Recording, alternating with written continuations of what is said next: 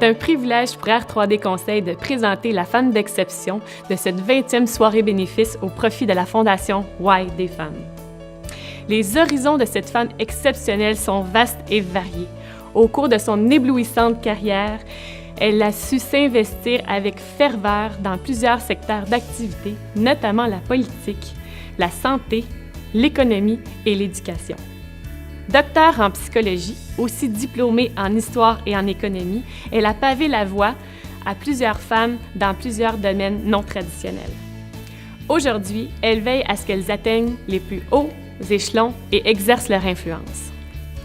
Madame Monique Jérôme-Forget, toute l'équipe de R3D vous adresse ses plus sincères félicitations pour votre nomination à titre de femme d'exception 2013.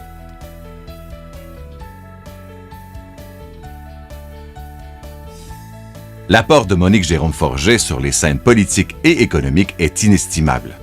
Cette femme d'exception a ouvert la voie à de nombreuses femmes vers des milieux traditionnellement dominés par les hommes. Pour plusieurs d'entre elles, Monique Jérôme-Forget s'avère un modèle à suivre. Engagée et convaincue, elle siège à de nombreux conseils d'administration et veille constamment à favoriser la place des femmes dans le monde économique. Elle participe également à d'importants comités et groupes de recherche au sein desquels sa vaste expertise, tant dans le secteur privé que public, est très sollicitée. Monique Jérôme-Forget s'intéresse à tout et adore relever de nouveaux défis. Récemment, elle a accepté la présidence du musée McCord et s'est mise à l'étude de l'espagnol.